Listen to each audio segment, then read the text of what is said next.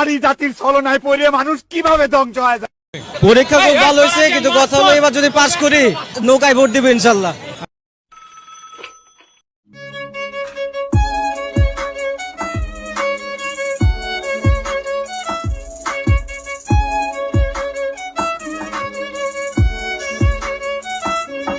আবার কিছু কিছু লোক আছে জিরো আলম বলে। জিরো কেন বলে এটা বলেন তো?